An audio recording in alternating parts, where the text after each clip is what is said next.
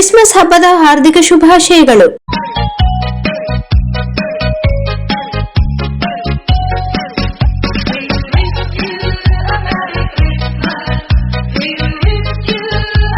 Christmas ಹಬ್ಬದ ಹಾರ್ದಿಕ ಶುಭಾಶಯಗಳು.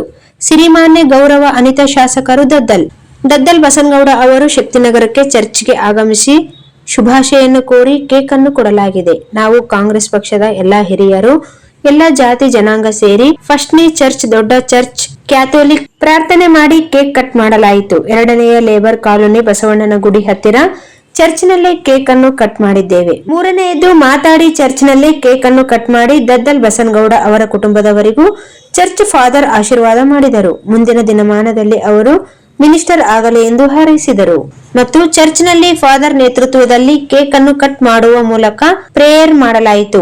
ಈ ಸಂದರ್ಭದಲ್ಲಿ ನಮ್ಮ ಕಾಂಗ್ರೆಸ್ಸಿನ ಮುಖಂಡರುಗಳಾದ Shankar Patil, R K. Mahboob, Shashikala Bhimaraya, Srikanth Babu, church Narasendra Reddy, T. Sugappa ಹಾಗೂ ಅಡಿಷನಲ್ ಬಿ. ಸುರೇಶ್ ವಾಸಿಂ, ಚೋಟು ಸುಗರ್ಲಿಂಗ, ಶಾಸಕರ ಅಭಿಮಾನಿ ಬಳಗದವರು, ಕಾರ್ಯಕರ್ತರು ಹೆಚ್ಚಿನ ಸಂಖ್ಯೆಯಲ್ಲಿ 4 ಚರ್ಚ್ನಲ್ಲೇ ಫಾದರ್ ಅವರು ಮಾನ್ಯ ಗೌರವಾನ್ವಿತ ದದ್ದಲ್ ಬಸನಗೌಡ ಸಾಹೇಬ್ರವರು ಆದಷ್ಟು ಬೇಗ ಆ ಯೇಸು ಮಿನಿಷ್ಟಾರ್ಥವನ್ನು ಕೊಡಲಿ ಎಂದು ಪ್ರೇಯರ್ ಮಾಡುತ್ತೇವೆ.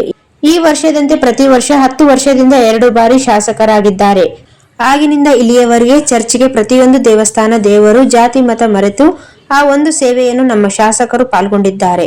ಅವರ ದೇವರ ಆಶೀರ್ವಾದ ಅವರಿಗೆ ಸದಾ ಇರುತ್ತದೆ. ಮತ್ತೊಮ್ಮೆ ಮಗದೊಮ್ಮೆ ಗೆಲ್ಲಲಿ ಎಂದು ಫಾದರ್ ಹಾರೈಸಿದರು. ಸ್ವಾಗತವನ್ನು ಕೋರುತ್ತಾ ನಾನು ನಿಮಗಾಗಿ ಪ್ರಾರ್ಥಿಸುತ್ತೇನೆ. ಎಲ್ಲ ಕಾಲದೇ ಸ್ತುತಿಪೆ ದೇವಾ, ನಿನ್ನನ್ನೇ ಸ್ತುತಿಪೆ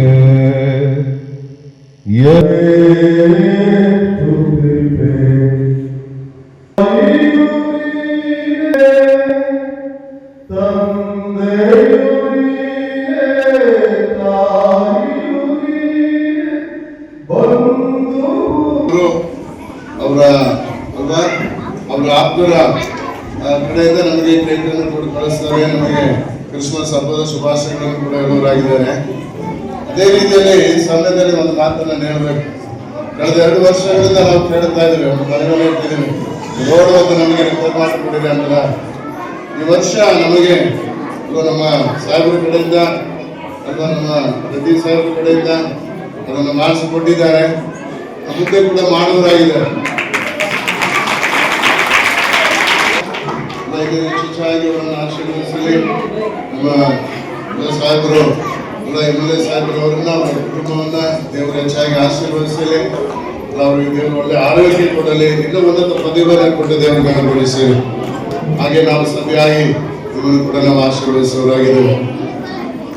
ಸರ್, ಈಗ ಬಂದಿರುವಂತ ನಮ್ಮ ಸಾಹೇಬರು ಟಿ. ಸುಗಪ್ಪ ನಮ್ಮೆಲ್ಲರಿಗೂ ಆಪ್ತರು, ಪರಿಚಯರಾಗಿದ್ದಾರೆ.